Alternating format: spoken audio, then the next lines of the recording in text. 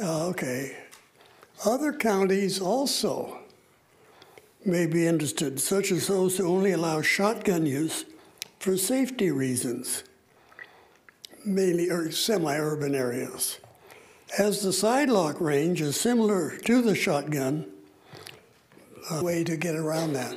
And also you're being more fair to the people, to hunters. You're taking away one, the steel, but you're adding more opportunities. Dr. Pratt of State University Bakersfield, the biologist, sees a need to limit overbrowsing of chaparral, and it's the cause of its becoming fire. Their chaparral is fire prone. After the fire and the overbrowsing, then you get the mudslides. And you remember the Thomas fire, they had 20-some people killed from mudslides. Mr. Fox, can I ask you, we didn't even start the timer, but I'm almost positive you've gone over 2 minutes. Yeah, I was just wondering if... Have you got this in writing? Yeah, I got it in writing, and she has it. Why don't we I was going to ask that we come back, you take a look, and the agencies here take a look, and come back next month, and then decide on it. I'm happy to refer this to our staff, Mr. Olson. Referral. Can I hand that off to you? Thank you. Okay. You got it. Thank you. Thank you. Any other comments on or requests to pull any item for separate consideration on the consent calendar? Seeing none, I'll turn it to the board for if the board has any questions, comments, or concerns about the consent calendar or a motion on the consent calendar. Motion on consent. Second. You have a motion and a second. Please cast your votes. The motion is approved, 4 ayes, 1 absent. Supervisor Scrivener. Okay, we just took care of the entire morning agenda, I think, except for page 2, which we'll go back to page 2 now and go to the top of the page. It's the resolutions and proclamations portion of the meeting. We have several of those today, so supervisors are going to be doing double duty. I'm going to ask Supervisor, well, let me read for you the ones we're going to take and what order we're going to take. First, we're going to take items 1, 6, and 9. The first item is a resolution honoring Jim Trino for his many contributions to the soccer community and 40 years of dedication to the Kern County Soccer Park. Item 6 is a resolution honoring Deputy Chief Shelly Castaneda, Kern County Sheriff's Office, upon her retirement with 28 years of dedicated service to the county.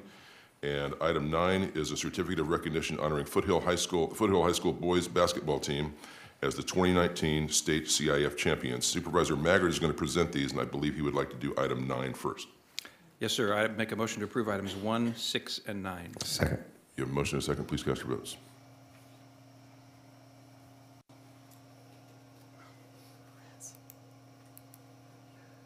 She stepped away for a moment.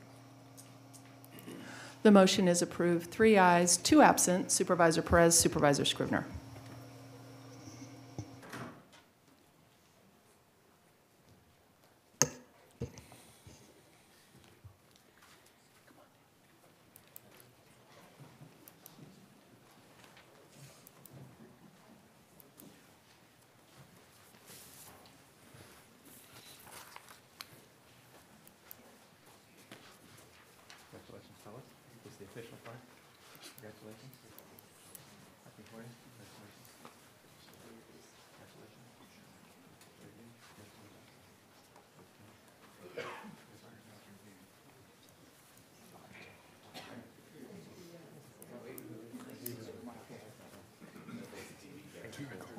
Okay, let's turn around and face this way up here. I told him they'd be on TV. Yeah, there we go, right there. So if you're not in that picture, you're not in the picture. So you might want to go down this way. You got a lot shorter. Yeah, I did get a lot shorter. Yeah, yeah. I'm not 5'3". Okay, I am very happy this morning to be a part of this opportunity to make a presentation. We celebrate and congratulate today the 2019 state champion high school men's basketball team from Foothill High School. So congratulations, fellas.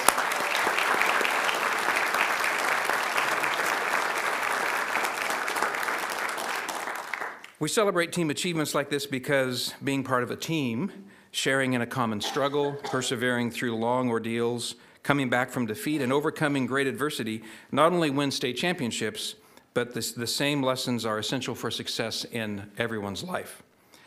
Just the third basketball team in the history of Kern County to win a state title, this year's squad is now the second team from Foothill to make that, to be able to win a state championship, a claim that no other school in Kern County can make. That's a cool thing. State championships are not won by just being lucky. I want to tell you a little bit of the story about how this happened this year. The year started off pretty rough for the team. During a three-game stretch in January, they lost 2 out of 3 games and dropped to second place in their league.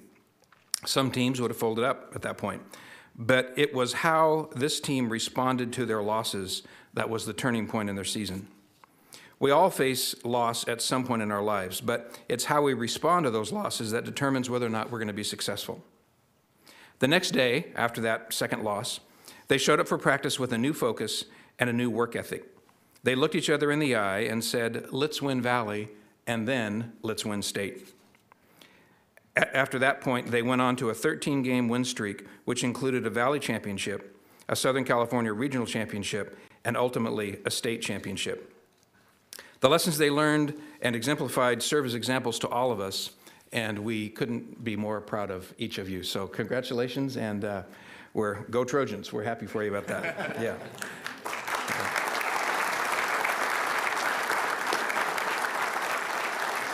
So I have a certificate I'm going to read. Gail, could you, Gail Bentley is the principal, and Coach Davis, could you come stand on either side of me here? And I'll read the proclamation, and then I have a certificate for each member of the team and the coaching staff, and this one for the school. So what this says is that the Kern County Board of Supervisors presents the certificate of recognition presented to Foothill High School's Trojan boys basketball team in recognition and congratulations on winning the 2019 California Interscholastic Federation Basketball Division V State Championship, and for exemplary public service and civic contributions to the community and Kern County, signed by all 5 members of the Board of Supervisors. The principal of Foothill High School is Gail Bentley. Gail, would you like to say something? And then we'll let Coach say something. Just thank you so much, Mike, former Trojan himself, and to the Board of Supervisors. This has just been an incredible year. Our school's undergoing modernization, and if you see our campus, it looks like we're in a mess, but we're not. We're so proud of this team, and one of the things that I noticed about this team, and I told Coach Davis this, they're just so happy on the court. They're happy, they're smiling, and I know they're having a good time. And for them to take this season the way they did was just phenomenal. It's leaving us speechless, really. So I want to say thank you to the supervisors for this opportunity to recognize this fantastic team. Thank you to the coaches for all the hard work that they've done this year, and thank you for this recognition. And this is Coach Wesley Davis. You want to say anything, Coach? First of all, we appreciate you guys acknowledging these young men. But the biggest thing that we took from this year was just really being able to see the power that you have when you play sports, when you come together as a team. And what I mean by that is the way they united this community of Bakersfield. And that's the big thing that we really appreciate. You look at some of the situations that's going on in our world where it seems like as people we're separated. But when you get a group of young men from East Bakersfield that can come together and win a state championship, you unite a city, and you get people in the game of all races, ethnicity, all political background, just cheering for one common goal, which was this Foothill boys basketball team. I always say that there's a few things in life that bring people together. That's good food, sports games, or great music. You'll catch people in there regardless of what their beliefs are, just cheering for one another. And so that's one of the things that I'm most proud of these young men. And once again, we appreciate you guys acknowledging us. Thank you very much.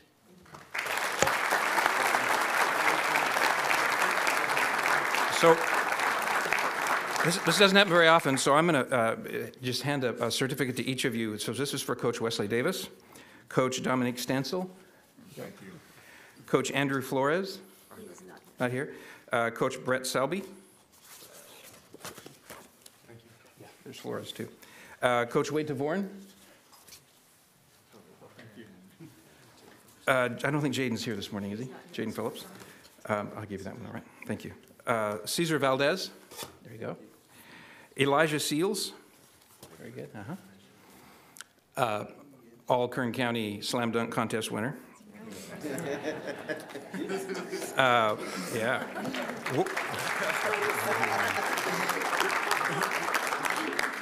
Warren Stingley.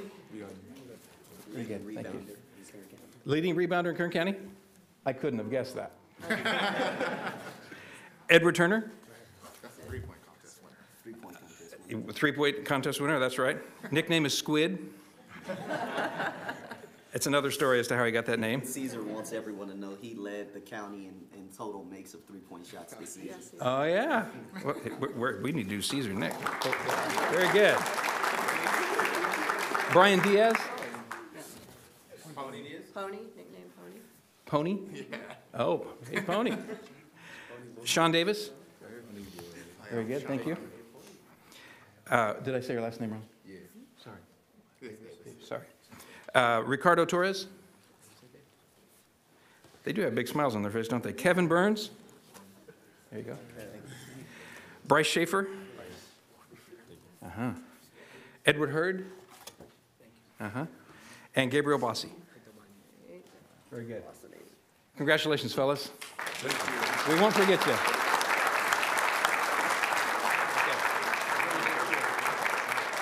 Proud of you guys.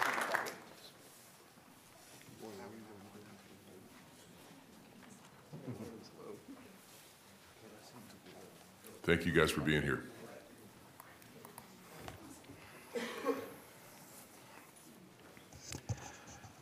Not every day you get to do that. That's fun. No. Good for you. Next, we're going to honor John Trino. John, could you come forward?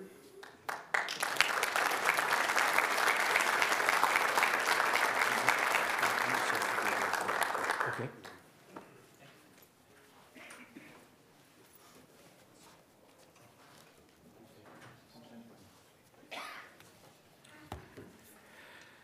We're here this morning to thank and honor John Trino for his countless contributions to the Kern County soccer community, and more specifically to thank him for his invaluable contributions to the Kern County Soccer Park. If you or your child have ever played youth soccer in Kern County, you owe a debt of gratitude to John Trino. There's a number of people that helped, but John has left a signature like no other on local soccer.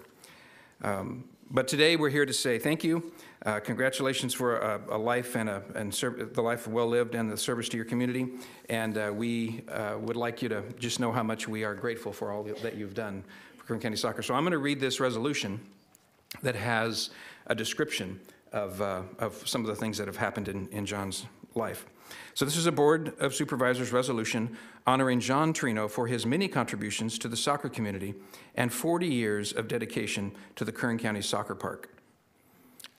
Government says things kind of formally, so what it says is, whereas John Trino began his involvement with soccer as his children began playing AYSO in 1972. In 1973, he became a referee for the program, and by 1977, he was the National Director of Referee Training for AYSO.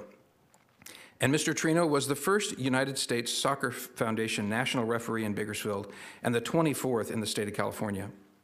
He went on to officiate the North American Soccer League's Pro League, NCAA college soccer, and became the California Interscholastic Federation instructor for high school soccer.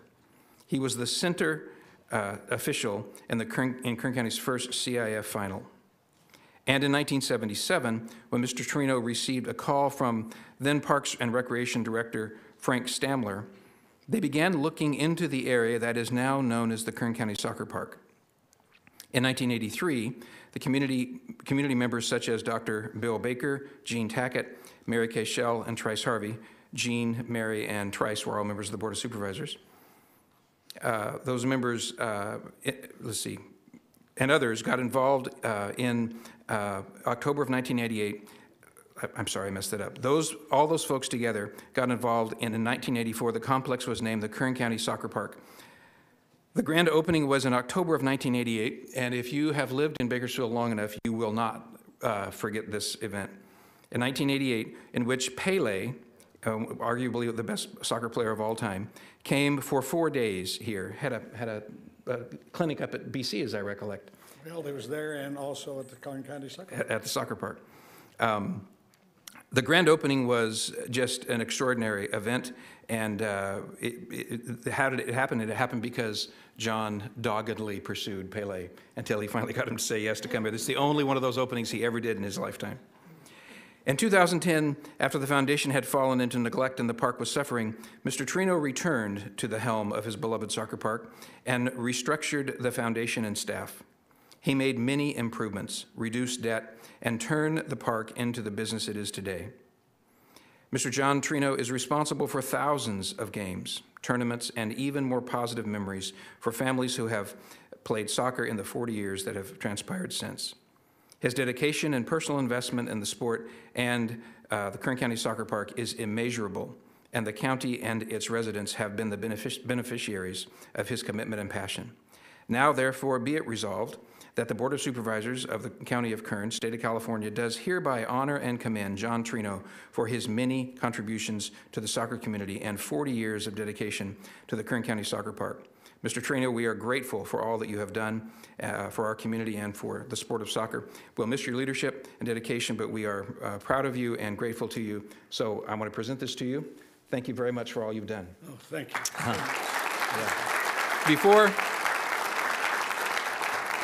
Before we give John an opportunity to say anything, I've asked one of his friends, Dr. Bill Baker, who was there at the beginning, to come forward and say a couple things about John. Congratulations, John. Baker? Thank you. Mr. Maggard. As you've heard, John Trino first became involved in soccer in 1972 when he was at a soccer match that his daughter was playing in. The periods went too long. He objected, and he got a yellow card. Took the yellow card because he didn't know what it was. And then he got a red card because he didn't know what that was. He took that too, and then he got kicked off the field. So at that point, he decided that rather than complain, he should get involved. And that's probably a lesson for many of us. As an official, he took a role that few would seek. If you've ever been to a youth soccer game, you know that. Kids running around kicking the ball and parents screaming at the top of their lungs, giving them instructions, telling them what to do, and telling them that the referee has no idea what he's doing, like much youth sports. John saw that soccer was a game that children of many athletic abilities could play and have fun playing. He saw it as the role of the adults to find a safe place that they could play and a secure environment in which they can enjoy what's known as the beautiful game. As the years passed, it became increasingly difficult for soccer fields to exist anywhere. The schoolyards were rough. They played on the BC lawn. Every minute when you were out there, if you were ever there, you were terrified that the ball was going to be pitched out into Panorama Drive and some poor kid was going to chase after it and get run over. It was a very difficult situation, and AYSO had no other alternative but to keep playing in those yards. CSUB gave the soccer field donation to Region 73, so they were set. But AYSO 181 was still an orphan. When County Parks and Recreation Director Frank Stramler suggested to John and Hank Hinsey, the regional commissioner of AYSO 181, that there might be a possible site near Hart Park, that seemed like a great idea, and they immediately seized upon that, developed a nonprofit corporation, submitted plans to the county planning department where it died for years.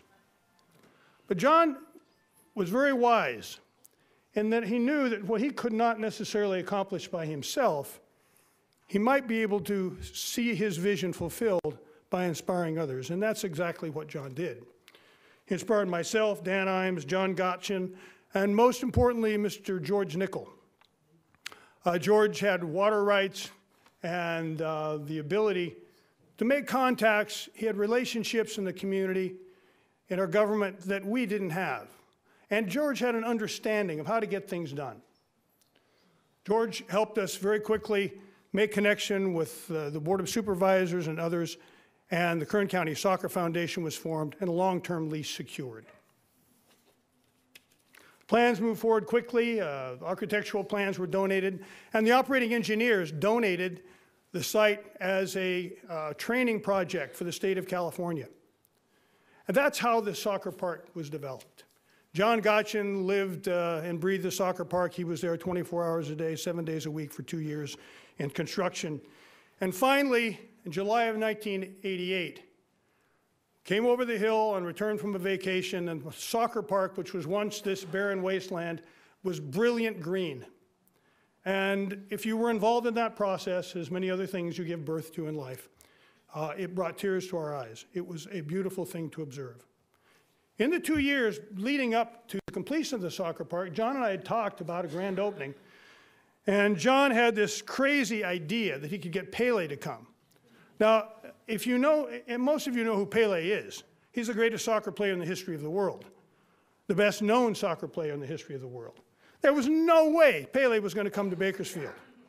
When John and I had conversation one time at Luigi's for lunch, he was on the phone with his brother trying to secure the deal, and we had everybody shut up because we couldn't hear over the cell phone, which was about this big in those days. He agreed to come, and Pele arrived, and as you all remember, Pele, and the helicopters came in with John, landed, and Pele was here to celebrate the opening of the Kern County Soccer Park, arguably one of the greatest moments in Kern County's history, certainly sports history. And those who were there will never forget it, as Supervisor Magrid said.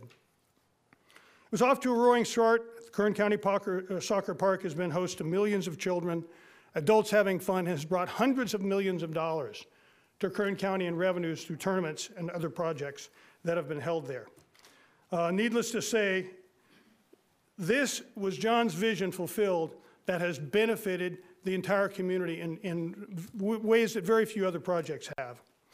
In spite of its success 9 years ago, the park was struggling, and there was concern it may close. Beset by financial and management woes, John was asked to step in as the president and see if he could make a difference, and John did. At his direction, the foundation was reorganized, sound financial management was introduced, retired a large debt, numerous new facilities, concessions were built, including a new entry. John worked tirelessly through illness, hardships, 7 days a week, 52 weeks a year, for now about 9 years. It's been an effort that has at times been difficult to see because of the struggles that he's gone through to make this happen and the sacrifice he's made to make this happen for one reason only. The kids needed a place to play. The kids needed a place to play. And thank you to John Trino that millions of kids have had a place to play and will have a place to play. And we're thankful to him and all those kids who play for generations to come. We'll be thank you to one person's vision, and that's John Trino's. Thank you very much, John.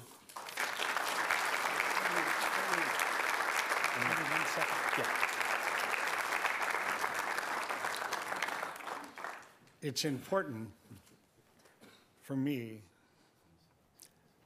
to tell you. They asked me to introduce my family. They're all out here. You are the only adopted one. Thank you. Because without you, I would not be here today. Thank you.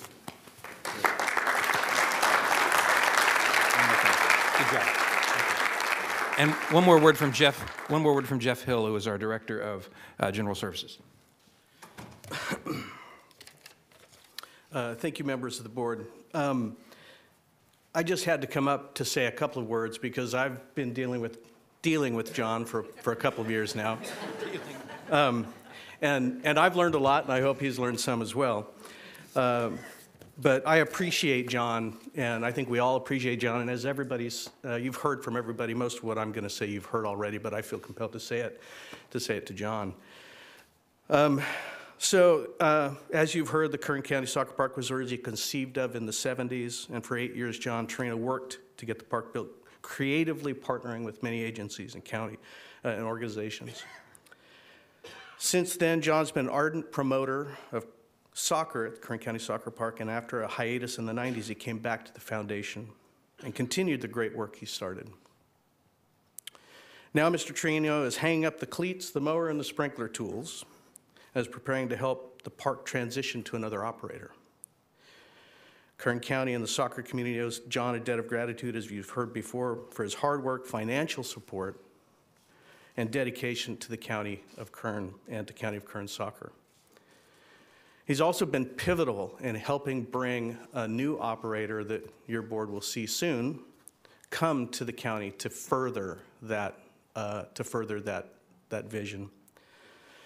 So all the things that you've heard this morning are real. John is real, and while it's not what you deal with is not necessarily what you want to deal with John, one thing is for sure, you can rest assured that it's honest and it's truthful. It's refreshing to deal with someone that is passionate and honest. And further, any person that can quote Sun Tzu's Art of War when you're dealing in contract negotiations or other stuff is a person you can expect to be well prepared and tackle anything they put their mind to. So John, good luck in your struggles and your quiet moments. Enjoy your family and yourself. You deserve this. Thank you.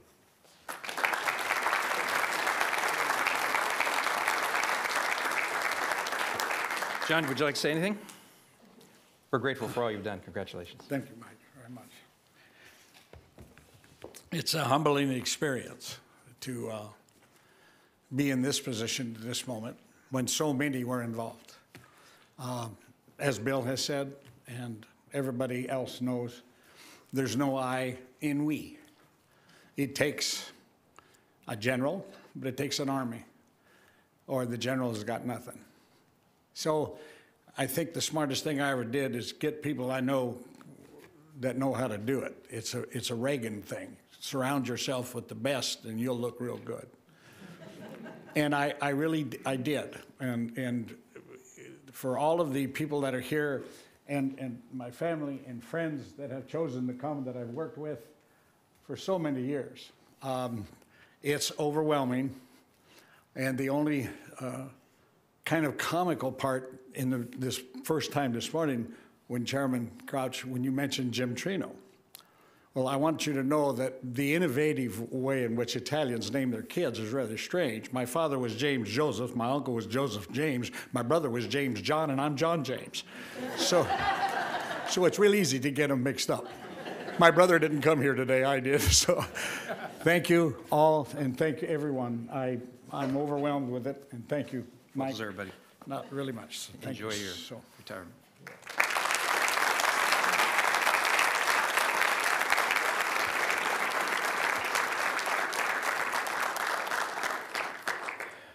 We have.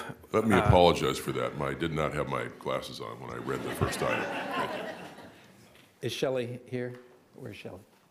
Here we go. Come on up. Yeah, good. Let him come up with you. Very happy for you. Congratulations. Sheriff? How you doing, buddy? Okay, this one is special. I'm going to say a couple things about Shelly, but there's just no one else like her. By any measure, Shelly Castaneda has lived an extraordinary life. Not your typical cop. I mean, just look at her. She's not exactly the most physically imposing stature that many would take for granted. But by every account, she is as tough as they come, only better because she's a woman.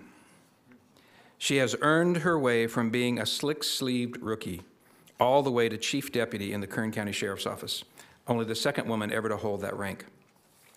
She is an award-winning bodybuilder, a two-time cancer survivor, which, by the way, she never missed a day of work while she went through multiple chemo treatments, and a testament to her toughness. She's a person of deep and abiding faith. She was quoted as saying, "I have peace in my heart because I know ultimately God is in control." It's great comfort when you're struggling, isn't it? An accomplished cook, often found making Henry a gourmet meal at the end of a long day with a gun still strapped to her hip. And she's been married to Henry for 20 years. That alone makes her extraordinary, that she has been married to Henry for 20 years. In a recent interview, I want to quote this because her words are the best description of her. In a recent interview, Shelley said, "Law enforcement is a very male-dominated profession, and I'm very proud of the fact that I can be a strong leader, a strong officer, but I've always maintained my femininity. I've never felt like I had to pretend to be a man, act like a man, or cuss like a sailor. You can be a woman, you can be feminine, and you can be strong at the same time. And I think that's a very good combination to have. You should be proud of who you are. Well, Shelly never has had to pretend to be anything other than exactly who she is.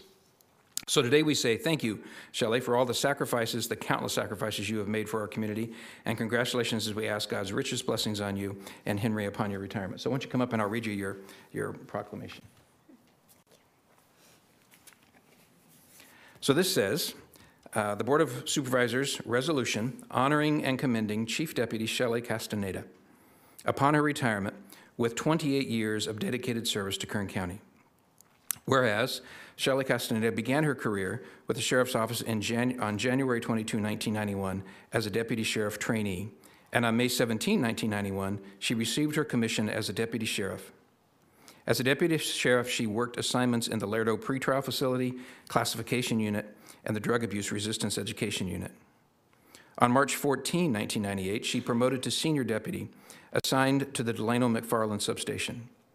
She later transferred to the Detectives Division, working in the Homicide and Sexual Assault and Abuse Investigation Units. And on October 5, 2002, Shelly Castaneda promoted to Sergeant and was assigned to the Metropolitan Patrol Division, and later transferred to the Narcotics Section. During this time, she also served as the department's Public Information Officer and supervised the Crime Prevention Unit. And on September 17, 2005, she promoted to Commander.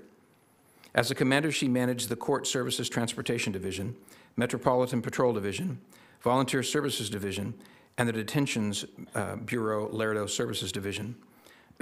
Additionally, she was instrumental in the county's efforts to obtain funding for the construction of the new jail facility under the AB 900 grant, Phase 1. And on December 12, 2009, she promoted to Chief Deputy, managing the Administrative Services Bureau, Public Services Bureau, Detentions Bureau, and Investigations Bureau. Chief Deputy Castaneda was the project manager of the state's AB 900 grant, Phase 2, with groundbreaking of the Kern County Justice Facility on May 20, 2015, and the dedication ceremony held on May 9, 2018. And on March 29, 2019, Chief Deputy Shelly Castaneda will retire after 28 years of service to the citizens of Kern County. Her dedication to public safety has earned her the respect and admiration of her colleagues and all of us. Her many contributions to the citizens of Kern County are appreciated, and she has wished the best in her future endeavors. Now, therefore, it is resolved that the Board of Supervisors, the County of Kern, State of California, does hereby honor and commend Shelly Castaneda upon her retirement with 28 years of dedicated service to Kern County. Adopted this 26th day of March 2019, signed by all 5 members. We are proud of you. We will miss you. You are a great role model for all of us. Thank you.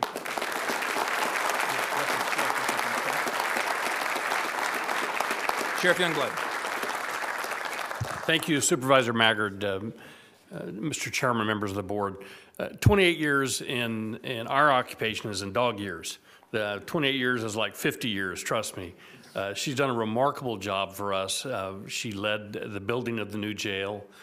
She's married to Henry, who was a Bakersfield police officer and a state parole officer. Her mother, Vicki, still volunteers her time as a community service member for the Kern County Sheriff's Office. We're hoping Shelly will come back and do something like that as well, but I just have some serious doubts that that's going to occur. She really has done some remarkable stuff. She's led the organization in fitness. No one's more fit than her. No one's stronger than her. And, you know, it's an honor to have her work for the Sheriff's Office and for me. 12 years ago, when I was first elected sheriff and I had the opportunity to make my very first promotion to bureau chief, she was my choice. And she's been the bureau chief that entire time and just done a remarkable job. Early on, as a new chief and as a new sheriff, she came to me and she talked about a crisis intervention team that I'd heard a little bit about during the campaign, but I didn't know a lot about. And she sold this program to me, and the crisis intervention team is training deputy sheriffs to deal with people who have mental health issues, which we didn't do real well 12 years ago. She sold it to me. Today, almost, if not all, deputies are SIT trained in our organization because of Chief Castaneda.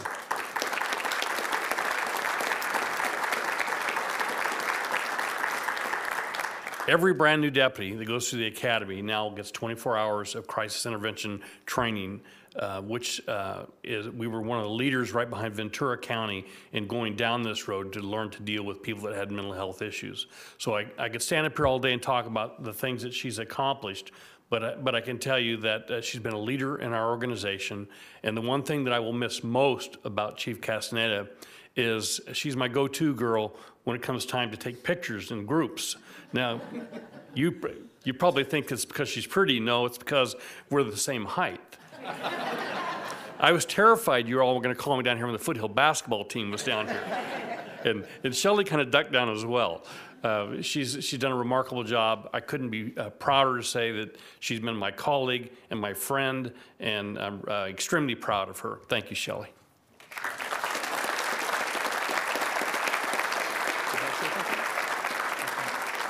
Let's let Shelly say a couple things. Okay, I'm going to try to hold it together. First and foremost, I'd like to thank my Lord Jesus Christ for blessing me with a long, wonderful career. He's kept me safe and blessed me with the ability and the opportunity to serve this community and to serve the other dedicated folks in the Kern County Sheriff's Office.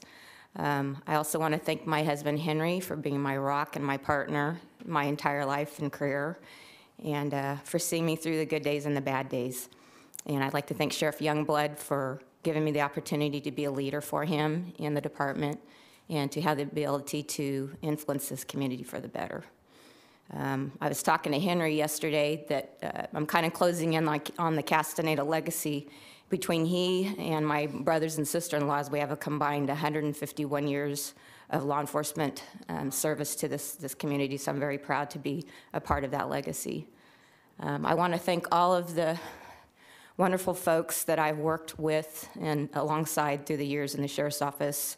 You've been a wonderful family to me, and I've been blessed to have the opportunity to work with you and to serve our community, and I thank you for that opportunity. Thank you, Board of Supervisors, for this recognition. I really appreciate it, and I'm very humbled at this proclamation, so I just want to say thank you.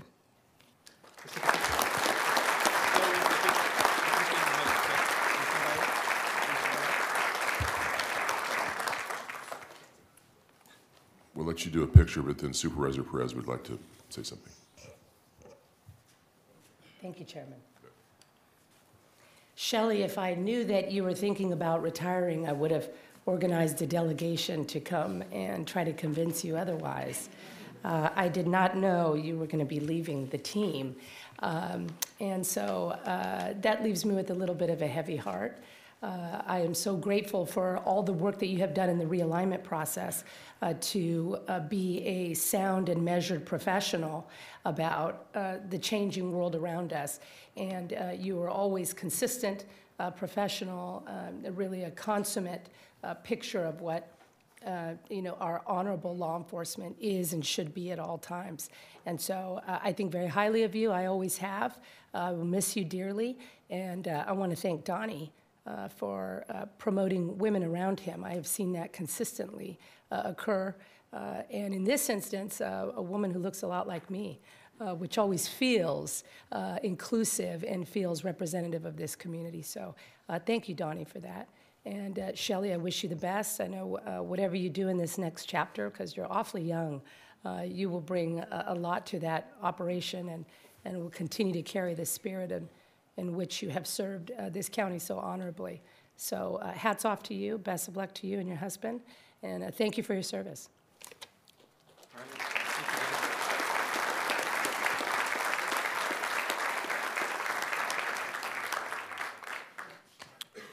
Thank you, Shelly. And congratulations on a really outstanding career.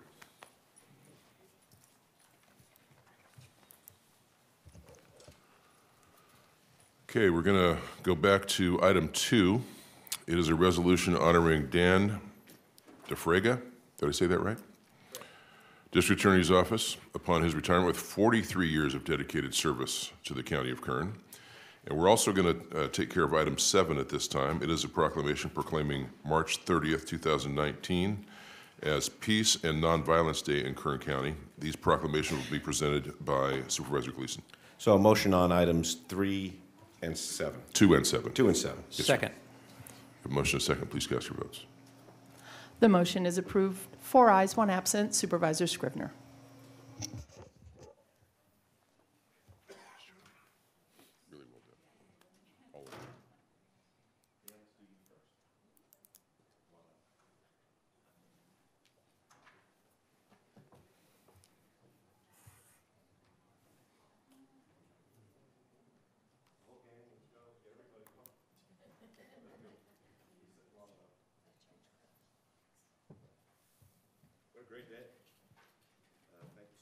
Here for those inspiring moments and the people that we honored. Mr.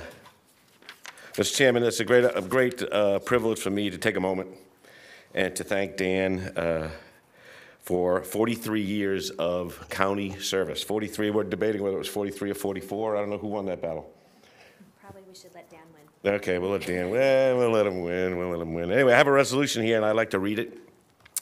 Dan, it's about reviewing your career and the time spent, and we have people here who are going to just validate, not just the time, but your contributions and how much you meant to Kern County, because it's people like you that give us the opportunities that we have today, and it can't be understated or overstated how valuable you and your fellow the people who work for Kern County, how great they contribute to our county. So let me read the certificate. Dan DeFrega began his career in Kern County as an extra student helper at the Kern County Sheriff's Department Criminalistics Lab in 1975. Is that right? We got that right? Okay. Shortly thereafter, he got a bachelor's in science and chemistry from CSU Bakersfield. August 76, he was hired as a criminalist 1 and started at Kern County Sheriff's Department Criminalistics Lab and performed blood alcohol analysis, toxicology testing, and testing on marijuana and other controlled substances. Within a few years, his area of expertise grew to include serology, trace evidence, firearms and toolworks, and clandestine drug laboratories. And he was promoted to supervising criminalist in December 1990. Supervised the drug and alcohol sections of the lab. He assisted the State Bureau of Narcotics Enforcement Clandestine Lab Task Force, that's a lot, and was a project coordinator for a multi-year office and traffic safety grant. He was responsible for deploying the IR 3000 breath alcohol testing instrument into the field, training dozens of officers and ensuring that the lab was compliant with California Title 17 forensic alcohol testing requirements. From 1990 to the present, he has been supervised as a unit with the largest caseload, toxicology, where his technical expertise has advanced to the level of service, the technology used, and quality of testing provided. He has given expert testimony in over 1,000 criminal trials. His dedication to the district attorney's office and commitment to serving the public has earned him the respect and admiration of his peers and colleagues. His many contributions to our staff will be greatly missed. He has wished the best in his continued success, happiness, and good health in the years to come. Now, therefore, it is resolved that the Board of Supervisors of County of Kern, State of California, do hereby honor and commend Dan DeFrega upon his retirement with 43 years of dedicated service. Dan, congratulations to 43 years. Good job.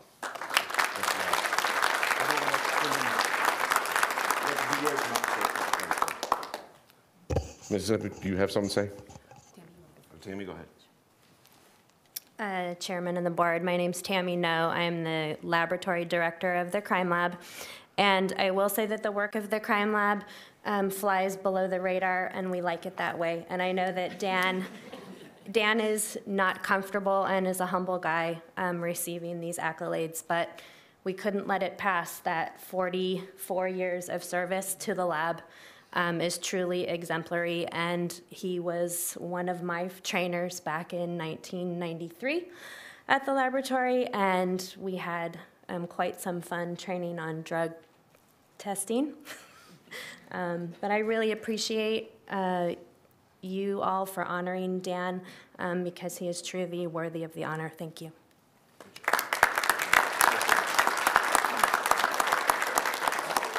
Mr. Chairman, members of the board, I cannot tell you how much we are going to miss Dan DeFrega. I have known him for over 35 years, and I can't tell you how many accomplishments he has done on behalf of the lab and how much he has done for public safety. When I was a mere 25-year-old new attorney at the district attorney's office going to court on DUI cases, it was Dan DeFrega that would come over and testify as our expert in court. He was unflappable and would always give us advice, and I can't tell you how much we appreciate his accomplishments. We are going to miss him. I'm also the mother of twins, and when I had my children, Dan DeFrega used to give me advice because he too is a twin, an identical twin, and would always tell me things like, don't dress them alike, and different things. Anyway, we're going to miss Dan very much. Thank you so much for acknowledging Mr. DeFrega and his accomplishments at the Crime Lab.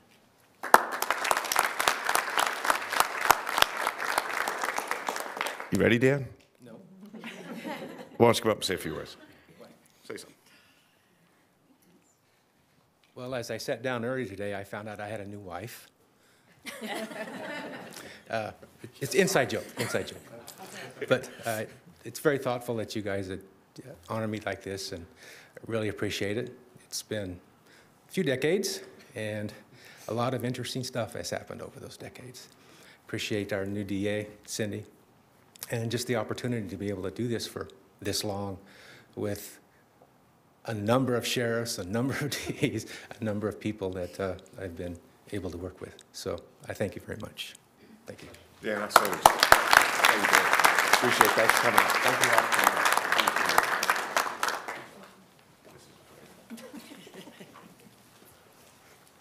Congratulations on a fine career. Seems entirely inadequate after 43 years. I'm curious, can you find out who the longest serving employee is? He may be walking out the door right now for all I know. Thank you. I was thinking 43 years. That's 1976. That's 75. That's a long time. I was in diapers. I don't know about you. Not really, Dan. Nira, come on up. I left my notes. Would you please, on the back side of one of them, there's some handwriting.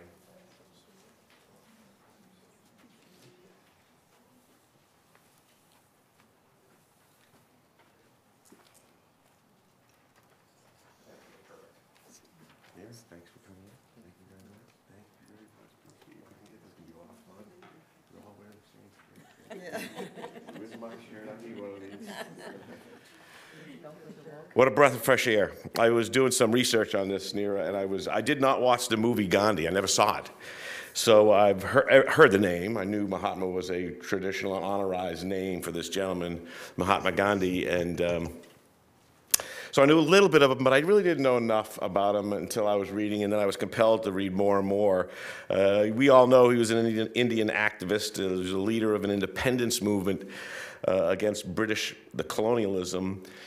He was a preacher of nonviolent and peaceful resolution and civil disobedience, trademarks that we can all really gravitate to, and we need to hear more and more about today. He led India to independence and served as a guiding light to civil rights movements throughout the globe. It wasn't just India. I mean, his influence was just, as we all know, phenomenal. And we're here today to honor that legacy and honor that tradition, and to move that tradition forward, and to let it gain momentum and steam once again here in Kern County. And we have a great team of people who are going to lead us in that, and there's a great effort underway, and it's going to begin with a Peace and Nonviolence Day on March 30th in 2019. So I have a proclamation here I'd like to read, and then I'll ask you to comment on. And that is, the Board of Supervisors of Kern County, State of California, has officially proclaimed March 30th, 2019 as Peace and Nonviolence Day in Kern County, signed by our chairman, the esteemed Supervisor Couch, Chairman Couch. So, Nira, would you like to come up and take this certificate and then tell us about the schedule of events that we have coming forward? Thank you. Thank you, Nira. I wanted to give some thank yous to Chairman Couch and the supervisors. I wanted to thank the committee, the Gandhi Committee. I wanted to thank the Ravi and Naina Patel Foundation, and I wanted to thank CSUB. They've been instrumental pulling this off.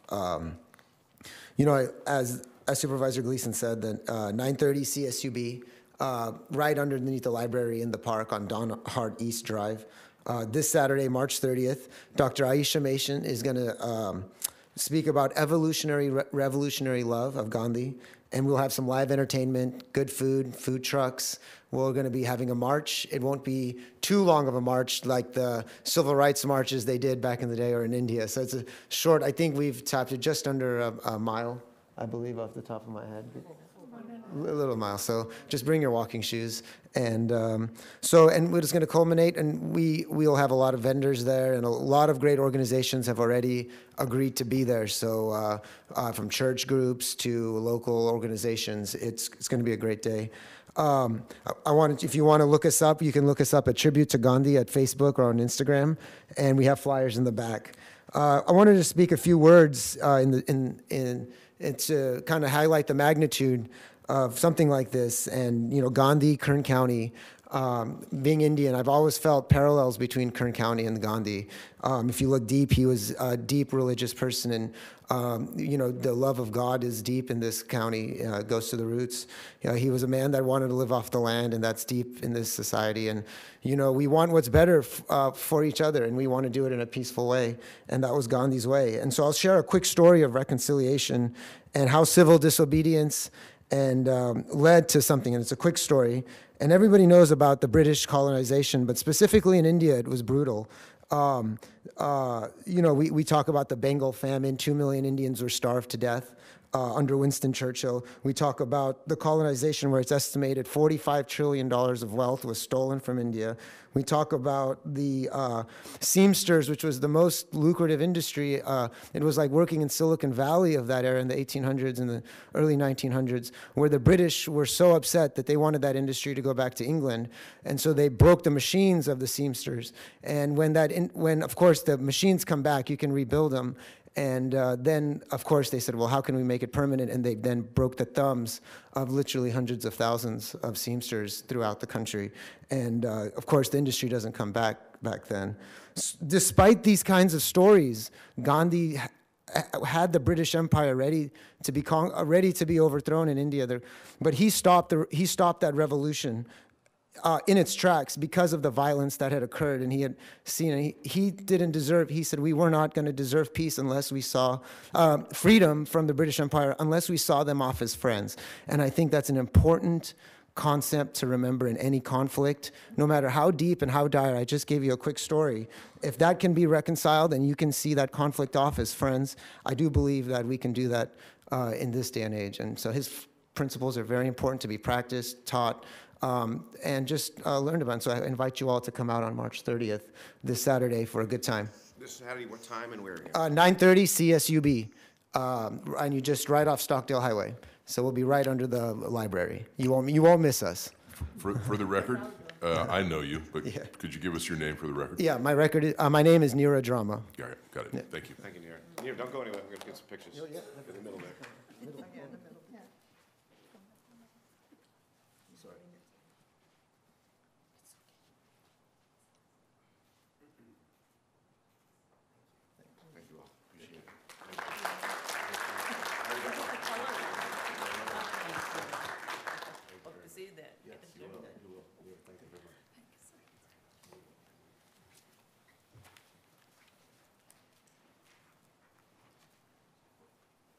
Thank you for being here, guys.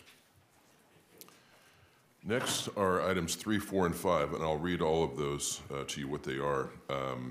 Is it okay if Supervisor Perez takes item 5 down there, and if Supervisor Scribner gets here, he can, like, I know he would like to do that if he's able to make it. I know. He's not just late and playing hooky. He had an issue this morning in actually getting here.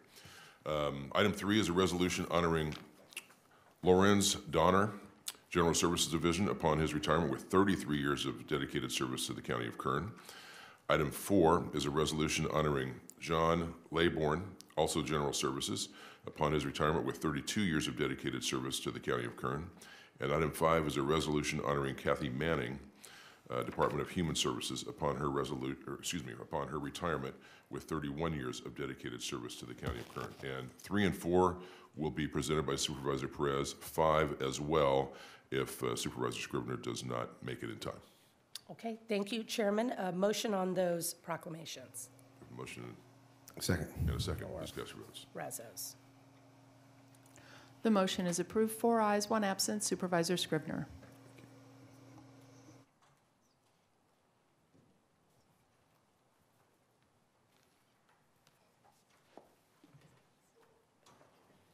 I hope I got the names right.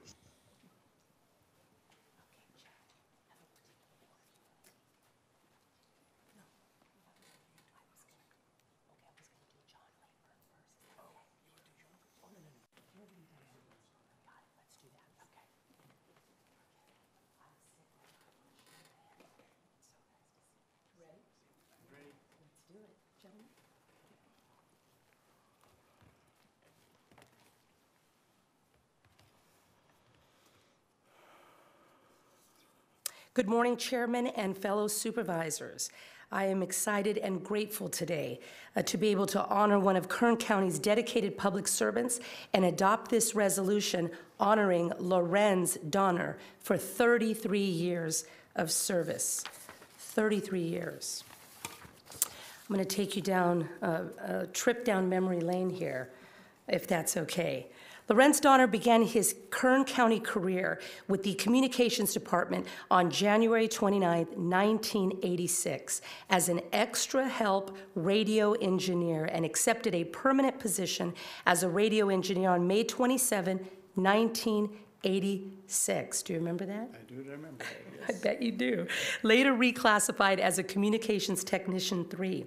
And Lorenz Dauner was instrumental in the successful preparation and installation of the emergency communication system from '99 to 2005. Promoting to Communications Technician 4 in April 1996 and reclassified to Supervising Communication Technician in May 1999. And Mr. Dauner was involved in numerous complex projects during his county career, including the establishment of data links between county departments, the design and layout of the data and phone systems at the William Thomas Terminal, the design and layout of data systems at the Emergency Operations Center and Emergency Communications Center, the upgrade of Kern Government Television to its current digital format. Welcome to the 21st century. There you go. The establishment of alternative broadcast sites at both Kern Medical and Public Health, improving security at the county's mountaintop communication sites with camera and alarm installations, and has been instrumental in the current effort to replace the aging emergency communication system. And in August of 2013, Mr. Dauner was promoted to communications manager. I bet you remember that. I do also. Special day. In February 2015, he was reclassified to General Services Manager, a position he held until retirement. And Lorenz Dauner's dedication to his staff and commitment to serving the public has earned him the respect and deep admiration of both his peers and colleagues. His many contributions to the successful operation of the countywide communication system will be greatly missed, and he is wished the best in his future endeavors. Now, therefore, it is resolved that the Board of Supervisors of the County of Kern, State of California, does hereby honor and commend Lorenz Dauner upon his retirement with 33 years of dedicated service to Kern County. And Mr. Chairman, I would like to share on a more personal note, as it relates to now an area in your district. John was extremely instrumental when my office worked with Parks and Recreation to successfully receive. Wrong person? Okay, looks like that's the wrong person. So forgive me. That's all right. You were close to stopping me. Okay, very good, very good. My apologies. But I'll be very excited to share that information in just a moment. Mr. Dauner, it is a privilege and an honor to recognize 33 years, 3 decades and a third to this county, that you have been an unsung and background genius in tying people and silos together in a way that is unusual in government. And so you're one of the people we don't get to see, but who who is remarkable in connecting ideas, people, and opportunities. And you will be very missed. Thank you again for introducing us to the 21st century. I think that's very important. Here is your resolution from the county. And thank you so much for sticking it out with Kern County. We will miss you, but I wish you the best in the next chapter of your life. So the floor is now officially yours. I know Jeff Hill is here and Brett Haney. They have some words, but we certainly would appreciate an opportunity to hear from you. Sure. Well, good morning, Chairman, board members. Yes, 33 years. I do remember the first day up there. Let me first thank Joe Drew, back then, Personnel Department, and correct, and Carl Park, Department Head of Communications, for giving me, the German guy walking off the airplane, moving into Bakersfield, giving the opportunity to work for the county. I loved my job for all 33 years, but I do remember my first day. I walked up there to the shop and I see all those techs sitting there with their complicated equipment, and here I am, oh my God, those are geniuses. What am I doing up there, you know? Yeah, but about 6 months down the road, it's like, you know what? They just know as much as I do, so I fit right in, so we are good. But I also would like to thank my family. My wife Marcia is here, my oldest son Michael, his daughter Annabelle. His wife has to work today. The wife from my other son Andreas, that's Emily, and their their daughter, sorry, Ava, they're at school. But my family has been my rock. Any problems, any discussions I needed to get off my heart, they were here for me.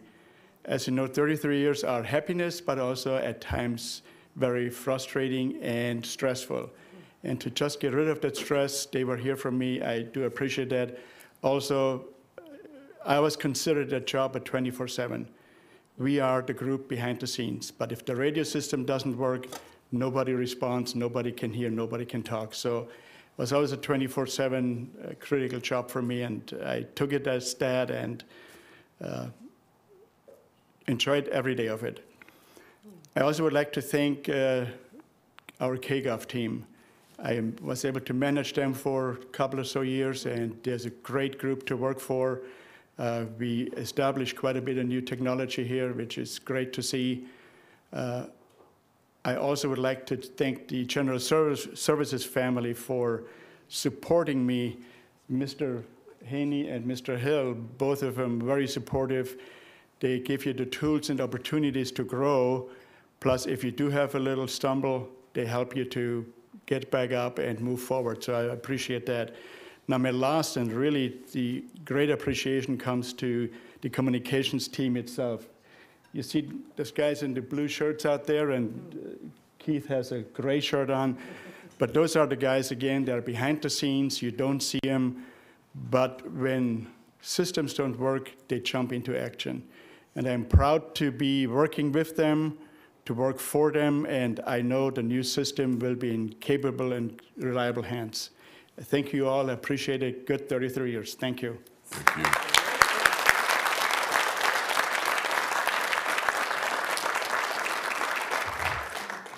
Good morning, Chairman, members of the board. I have the privilege of being able to say a few words. Again, a lot of stuff that I will say has been said before, but it's important for Lorenz to hear it from us as well. He's been a valuable member of General Services, specifically communications, for over 3 decades.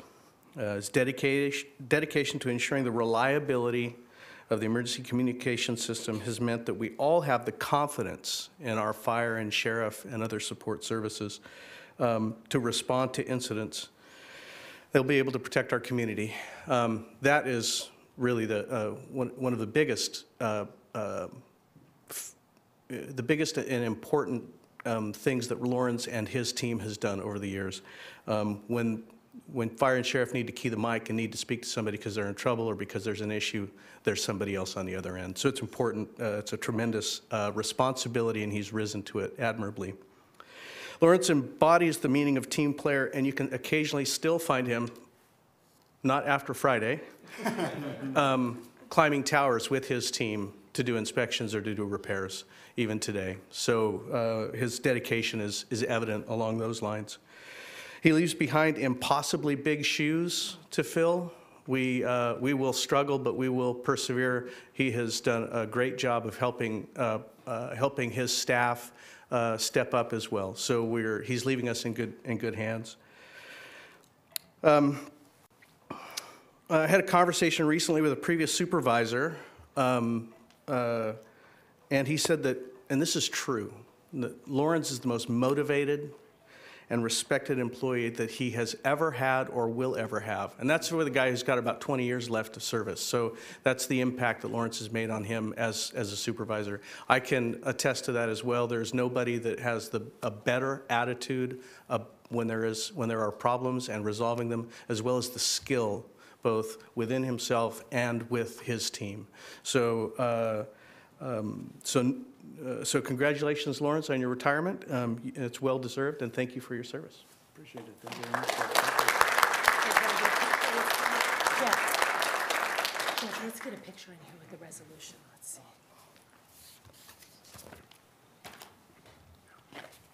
While you guys are doing that, Supervisor Maggard would like to speak. Thank you.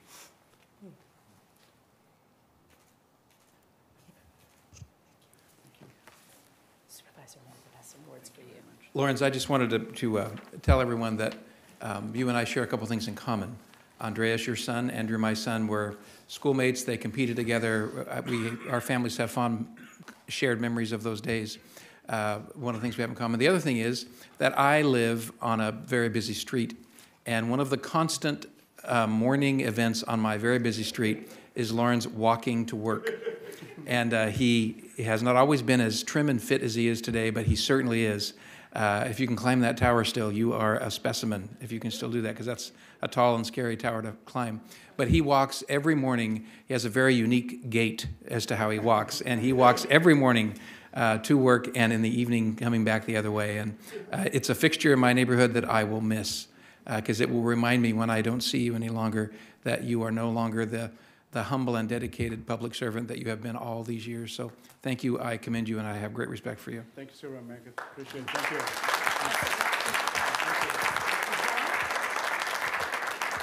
That's a long walk. Okay. Mr. Labor, we're going to see if I can get this right this time. Come on down. Hey, buddy, we're here. Good to see you, sir. Okay, the real John Laburn is here with us, luckily.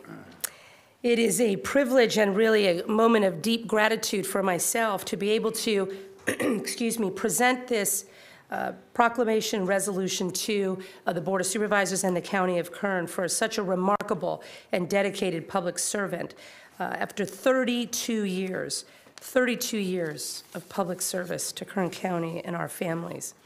John Labor began his career with Kern County at the Parks and Recreation Department in June 1986 as a Parks Management Technician. He was promoted to Park Supervisor 2 at Buena Vista Aquatic Recreation Area in February 1989 and transferred back to Parks Management Technician in 1991. He was instrumental in the successful planning and installation of the new irrigation systems at all 3 county-owned golf courses and acquisition and installation of 35 new playgrounds. 35 new playgrounds. I bet you remember each one. Mr. Labor was involved in numerous complex projects during his county career, including installation of skate parks at Frazier Park and Heritage Park, the installation of 2 spray parks within Kern County, involved in many other park improvement projects, such as picnic areas, ball fields, and restrooms. You know, the good stuff. Mr. Laburn had a break in service from August 92 to July 93 when he taught English in China. Upon his return, John Laburn was instrumental in securing a number of grants, such as Prop 10 Children and Families Commission, First 5, which totaled over $2 million for playgrounds, $2 million. National Park Service funding, which brought $300,000 to parks for playground upgrades, and Department of Low-Income Housing funding over $1 million to the county. In 1994, Mr. Laburn was promoted to park planner, a position he held until retirement. John Laburn's dedication to beautifying The parks and commitment to serving the public has earned him the respect and admiration of both peers and colleagues. His many contributions to the countywide park system will be greatly missed, and he is wished the best in his future endeavors. As I was stating earlier, on a very personal note, John was extremely instrumental when my office worked with Parks and Recreation under the remarkable and unparalleled leadership of Bob LaRude, who's here with us today, to successfully receive a Kaboom grant even after we had been denied once. We applied again. Thank you to Nicole in my office and to my staff who worked hard to achieve that grant, to be able to rebuild the playground equipment at Lamont Park.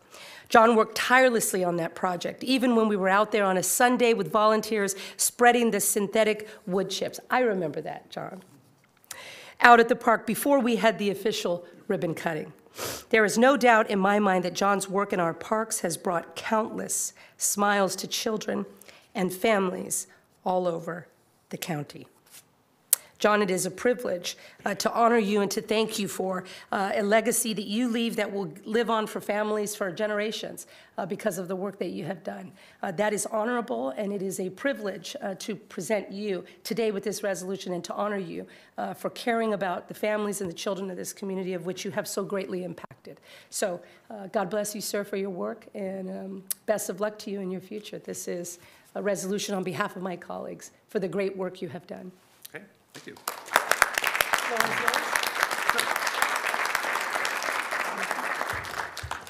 Thank you very much to the board and previous boards. I want to thank you for the opportunity to work on park projects. It's been an interest of mine my whole life. And I'd also like to thank my supervisors from the past and co-workers for all the work that we've done together. Thank you very much. And I wish General Services and the Parks Division and the county just all the best in the future. Thanks. Thank you.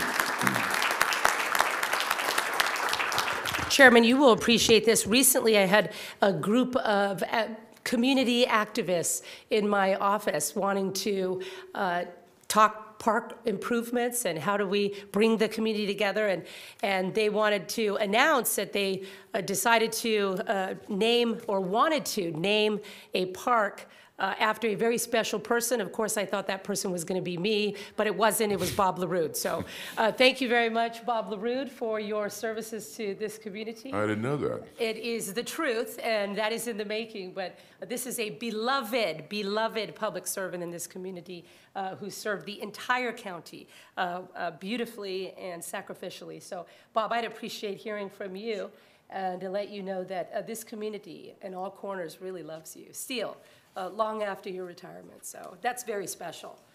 Bob, the floor is yours. Thank you. Bob LaRude, retired. Good morning, Mr. Chairman, members of the board. It is interesting. I didn't know anything about that, so we'll see where that's coming from. But I worked with John a little over 17 years. I got to the county in '99, and John had already been working here since the '80s.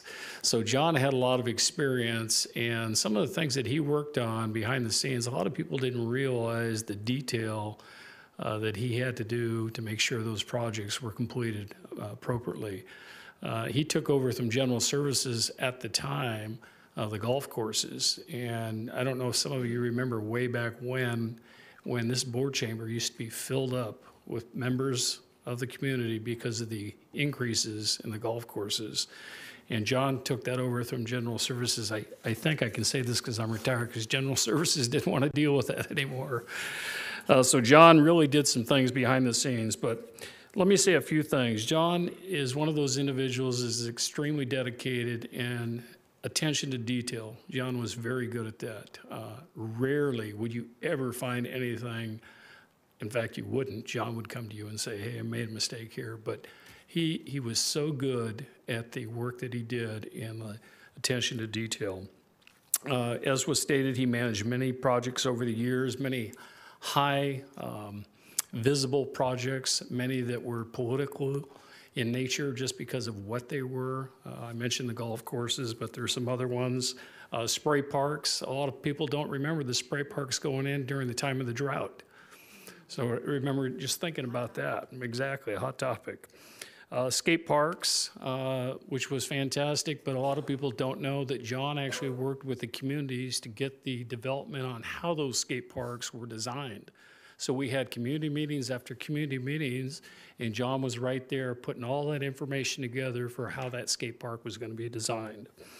Another one, somewhat difficult, the fuel station that was redone out of the Buena Vista Aquatic Recreation Area. And in the time that we live in with the environmental regulations, you can imagine how difficult that was to get done. But I think John's greatest achievements were the grants. It was mentioned some of the grants that he took care of here, but when I got here, he had already done many grants before that, worked with state park bonds, had great relationships with the state. I'll give you another example. He was able to get a grant from the National Park Service. Now, you'd wonder, okay, what funding would that take care of? That was to put in picnic shelters in parks. How did he find that?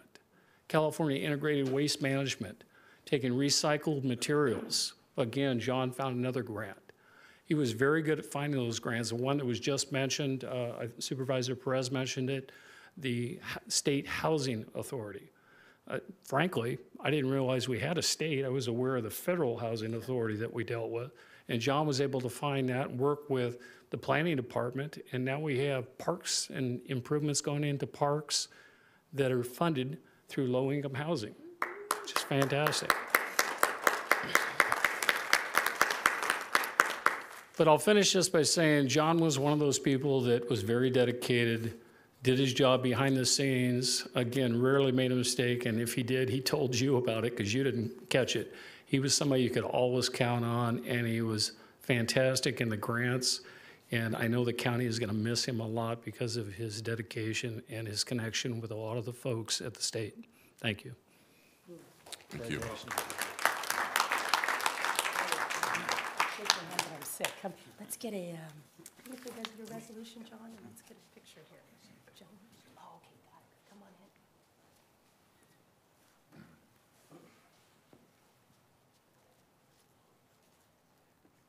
Get your Bob over here where I can see you.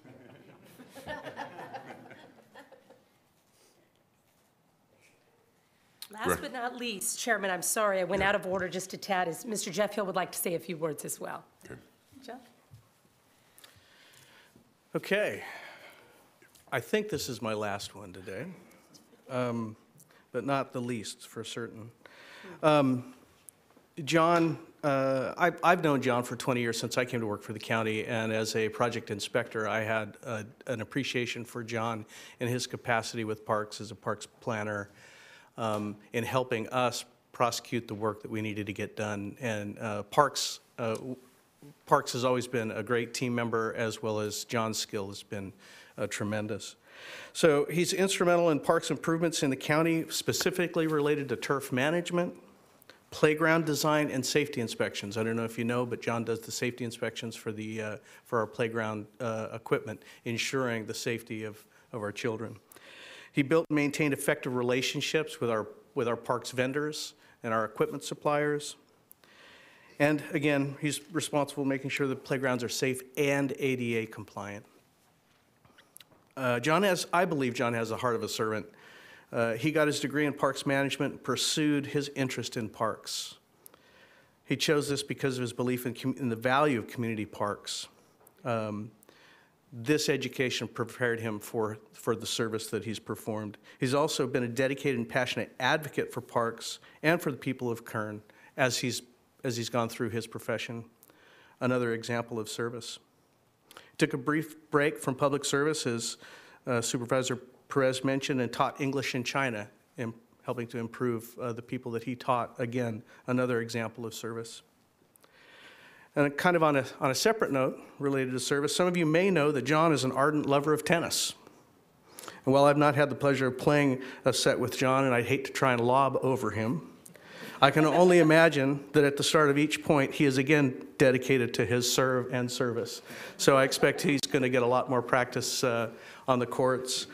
There is something, it's a bit preliminary, but The grants were mentioned by many people. Since 2013, about $2,200,000 has been brought into the county for grant work. John and Don and some other people in our office are pivotal in bringing that money to the county, and that's a tremendous asset. He is a tremendous asset to the county and has been multiple-fold value to the county based on those grants. Also, recently, he told me, he met with me on Monday and said that it looks like there's another $600,000 grant that we're going to get from, I believe, Boating and Waterways to do some improvements out at Buena Vista. It's not cooked yet, but it's sounding good. So again, more value, even just recently brought by John. So John, good luck in your retirement and all that you do, and we appreciate you, and I appreciate you. Thank you. Thank you very much. Yep. Thank you for everything. Congratulations, John. I know John in another capacity through Boy Scouts, and everything you all said about him today at work is the same outside of the office. So thank you very much. Bet.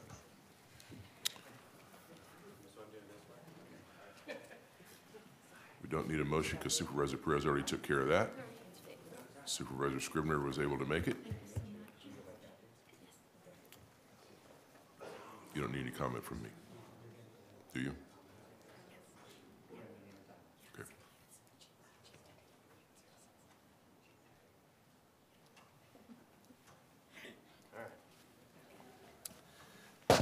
Well, good morning. So a nail in the tire can't keep me away for very long. I made it to do this presentation. It's great to be here.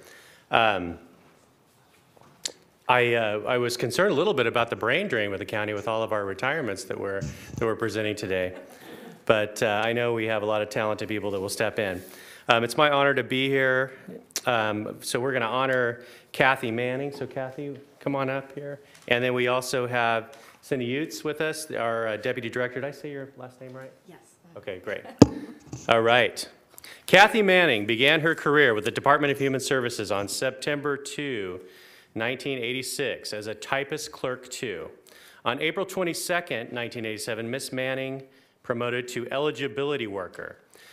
Miss Manning promoted to social service worker on September 8th, 1987 and was assigned to the Greater Avenues for Independence Division, becoming instrumental in developing employment preparation sites for participants to gain work skills. On September 26, 1998, she promoted to Human Services Program Specialist and served as the department's very first foster care ombudsman. On August 12, 2000, Ms. Manning promoted to Supervising Employment Counselor and was assigned to the Stockdale Career Services Center. Kathy Manning was involved in numerous volunteer and employee morale events during her career, including volunteering at the Holiday Cottage for 30 years and participating in the department's Holiday Choir for 31 years. On April 2, 2005, Ms. Manning promoted to Assistant Program Director in the Eligibility and Financial Services Bureau, Welfare to Work Division. She worked on numerous complex projects, including the development of the very first subsidized employment program, the Workday. On May 29, 2012, she transferred to the Program Support Bureau, Division I Policy and later Foster Care, a position she held until her retirement. Throughout her career, Kathy Manning has been an exemplary employee whose hard work and commitment to serving the public has earned her the respect and admiration of both peers and colleagues. Ms. Manning and her many contributions to the Department of Human Services will be greatly missed, and she has wished the best in all of her future endeavors. And so, Cindy, I'm going to call you up here. Cindy Utes, our Deputy Director of DHS. I'm going to ask her to say a few words, I think she'd like to, before we let Kathy speak to us. But I want to read this last part. Now, therefore, it is resolved that the Board of Supervisors of the County of Kern, State of California, does hereby honor and commend Kathy Manning upon her retirement with 31 years of dedicated service to the County of Kern. Thank you so much. Congratulations. Thank you so much. I'm going to present this to you. Thank you. And we're going to ask Cindy to say a few words. Come on up. Thank you. Thank you. Thank you, Supervisor Scribner. Glad you were able to make it. Chairman Couch and members of the board. My name is Cindy Hoots, Chief Deputy Director of Department of Human Services, and I'm here this morning to recognize Kathy Manning, Assistant Program Director with the Department of Human Services, on her retirement March 29th. So we still got a little bit of work out of her this week after 31 years of service. So what I thought maybe I would do, I know some of the dates and assignments were mentioned already in the proclamation, so I thought I'd go into a little bit as to what those really meant, because as I was reading through it, and I had the privilege of also working with Kathy as well during her career, she's been in a lot of firsts, so developed a lot of firsts. And so in 1986, she started as a typist clerk. And so that was her start assigned to the GAIN program. She promoted to social service worker and permanent placement program, and she voluntarily participated in foster parent training class at Bakersfield College, where she received a memo of commendation from the class instructor. And as I read through, you can see where she has received many commendations throughout her career. As a social service worker 1, she transferred back to the GAIN division, where she provided employment-related services to a large caseload of unemployed and single parents. And I think many of these were unemployed high school girls, where she helped them try to become successful in their lives. In '89, she promoted then to Social Service Worker 2, where she worked with these teenage parents who were required to participate in our GAIN program, which is now our Welfare to Work program. She showed enthusiasm, and she was resourceful in getting these programs for these teenage parents. Then in 1994, again, she was instrumental in developing prep sites for these participants, and as a first, developed the first job-focused work group for these prep participants, which is really our job preparation activities for our participants. She was selected as one of the first 4 workers to implement new procedures for the upfront job search workshops. Then in '95 and '96, she transferred to staff development as the GAIN trainer. She co-developed, implemented, and oversaw the child care provider program, which was a first in our department, and where recipients of aid became licensed child care providers. She coordinated training and licensing with the state Community Care Licensing Bureau and also our local Community Connection for Child Care. In 1998, she promoted as Human Services Program Specialist, and where it was mentioned, she was the very first foster care ombudsman for our department, which still exists, but Kathy was the first.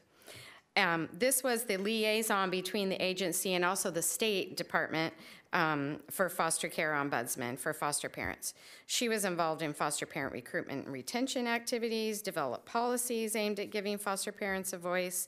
She single-handedly organized foster parent recognition luncheon, created plans, breakfasts and luncheons, including advertising and arranging for Social Work Appreciation Month to celebrate those social worker and foster parents. In '05, she promoted assistant program director, where she worked on strategies as a member of the core committee to reach underserved populations for those who needed Medi-Cal, along with representatives in the community, which I see she worked all along with members of the community, along with representatives from Public Health, First 5, and local community-based organizations. She also developed the Work Today program, another first. This was the very first subsidized employment program, which we know of now today as a subsidized employment program. There, she partnered with community partners to develop programs, employment slots for our participants, which ultimately would lead to their employment. She was also the program lead for the VITA program, that's the Volunteer Income Tax Assistance, where she worked weekends and after hours, responsible for hiring and retaining staff for this project, and handled all IRS requirements. And I think that was also first too, from what I remember. In 2012, she actually transferred to my division, under my division, where she was the APD in Division 1 policy. So yay. And firsthand, I know Kathy's dedication and assistance as we worked on a pretty tough assignment together at that time. She was also the lead for the direct certification program for free and reduced lunch. And she developed the very first Medi-Cal for Inmates policy program. That's the MCIEP program, where she worked very closely with the sheriff, probation, other agencies to help get Medi-Cal for individuals who are in jail, county inmates. In 2016, she took over the foster care eligibility units, which she does have some dedicated staff here with her celebrating today. Thank you for coming. And that's where she is today over the foster care unit. So as I was reading that, I thought everything that was said about Kathy was very true. Her high dedication, her high morale, as she worked in all these programs, really creating first for our department. She does take her work very seriously and has just been an exemplary employee. And so at this time, I would like to really recognize and honor and ask Kathy to come up and say a few words and thank her from the Department of Human Services. Thank you very much. Good morning, Chairman and members of the board. I want to thank you for this recognition today. When I think about 31 years and I hear all the different things I did, I always think, wow, that's amazing. But I will say there's one place that they never let me work in our department, and that was in fiscal, because they knew I didn't do math well. They didn't want me there. But today I have my sister and my son with me, both of whom have also worked for the department. My sister currently works for the department. My son has worked in the past. It's been very much a family for me, starting with my mom. I've worked for the department, my husband, my son, my sister. So they're my family that has supported me outside of work, but I also have a work family that has supported me all through every single project, regulation change, staffing change. I just know that for all the things that I'm recognized for, there's not one person who I can say didn't help me along the way, whether it was the exec staff who gave us support for every project that came our way, as crazy as they may have seemed. They said, yep, go ahead and do it. From my staff who I have here today, they are so very well oiled that I like to say, well, they can operate without me. But I do appreciate that they work very, very hard. They're very dedicated to the people that they serve. I've been blessed to work with people at the CAO's office, across many county agencies, and everybody that I've ever come in contact with has just a passion for the work that they do. I know that when I leave on Friday, it'll be a little bit bittersweet. I'll probably shed a few tears. I'm not a good crier, so I won't cry here. But I just appreciate every challenge I was given, every opportunity that I've been able to go out and create something, knowing that the bottom line was I was going to be helping someone, whether it was a child, an adult, a staff member, my boss. That's what my life was all about, was just making sure that if they needed something, I could provide it. And if I didn't know how to get it, I could find somebody who could get it for them. I thank you very much again for this recognition, and I'll miss my staff terribly, but they're in good hands. There's many people behind me that I know can continue to raise up and meet the need of the folks who come through our door. Thank you very much. Thank you.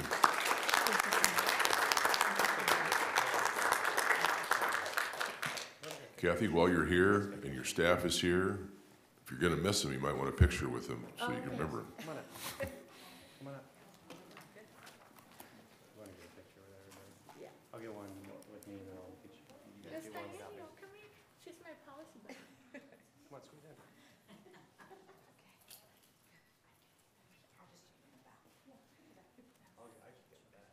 Short people in the back. You always say short people in the back. Everybody get where you can see me.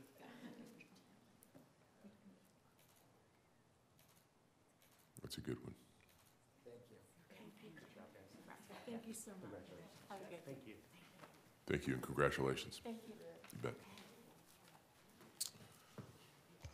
That, I think, is our last resolution proclamation. That takes us to item 10, which is public presentations. This portion of the meeting is reserved for persons to address the board in any matter that is not on the agenda but is under the jurisdiction of the board. Is there anyone here that would like to make a public presentation? Yes, ma'am, or yes.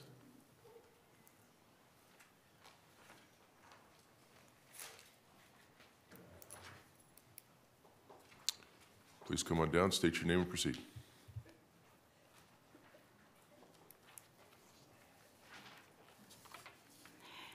Good morning, Chairman Couch, board members, department staff, and citizens.